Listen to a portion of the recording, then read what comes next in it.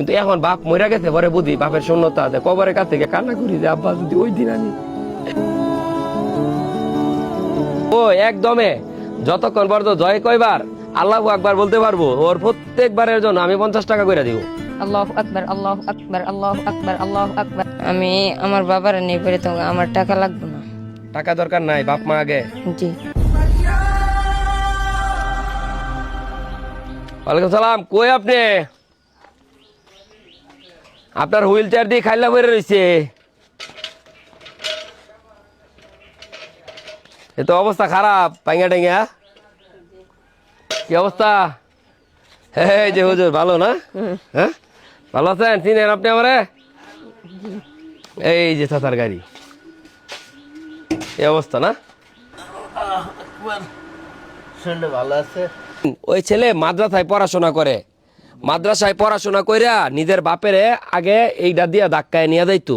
এর মাঝে তার বাপেরে ঘর থেকে উড়াইয়া বসায়া এই হুইল চেয়ারে বসায়, হুইল চেয়ার থেকে এখানে বসায়া তারপরে অটো নিজের ছেলে চালায়া লয়ে যা, অটো থেকে একটা নির্দিষ্ট জায়গায় নামায়া তারপরে বাপেরে ধাক্কায় রাস্তা এক সাইডে দেয়, দিয়া বাপে আলা সারাদিন যাই পা সে যায় মাদ্রাসায় পড়াশোনা করতো, আবার মাদ্রাসা থেকে ফিরে আসা আবার বাপেরে নিয়ে আসে।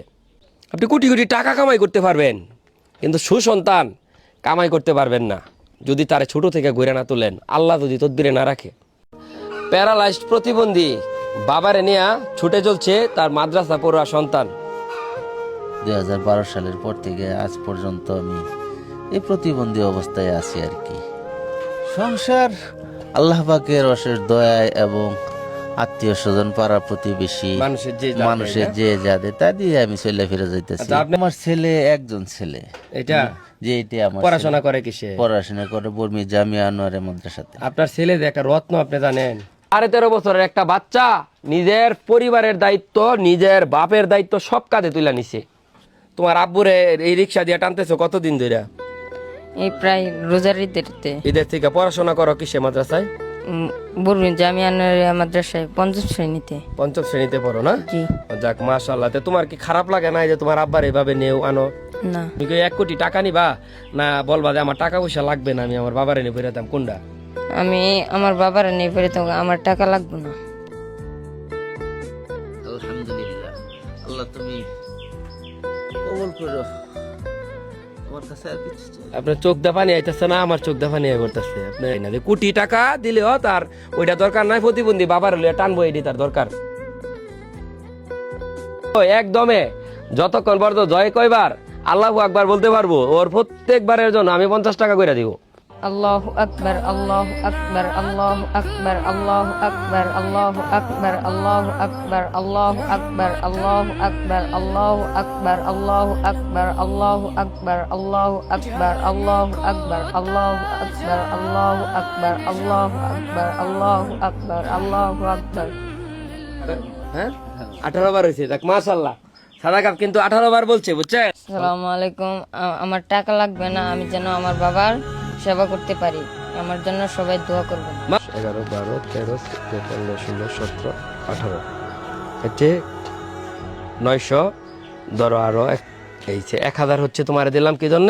আমি চাচারও তো বলছি যে একদিন ওনার যা উঠে একদিন ওনার কষ্ট থেকে আমরা বিরত রাখি নাকি? ধরেন আপনার একদিনের আরামায়াস আমি নিলাম, যে একদিন আপনার কষ্ট করা দরকার নাই।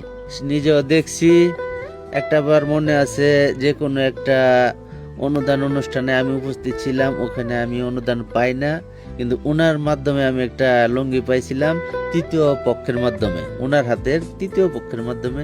এ থেকে ওনার প্রতি আমার একটা ভালোবাসা আমার ছিল। খেয়াল নাই, আমি কইতাম না কিন্তু আমি জানি, আপনি জানেন না, আর আল্লাহ জানে। আল্লাহ জানে, আমি জানি না কবে উপকার করছি, আমি কইতাম না। আপনি দোয়া করে আমি আপনার পাড়া হাত দিয়া দিতেছি। আমার বাপের ওইরকম পা ছিল, সে মৃত্যুর আগ পর্যন্ত, বুঝছেন? প্যারালাইসিস ছিল ভাই। 25 বছর অনেক কষ্ট করে আমাদেরকে মানুষ করছে। এক সাইড প্যারালাইসিস থাকা অবস্থায় আপনার চাকরি করছে। কষ্ট লাগে কি জানেন? যে আমার বাপের আমি নিচি আনছি, কিন্তু মাঝে মাঝে নিজের ঘুমের কারণে বাপের বাইক দিয়ে নিছি না।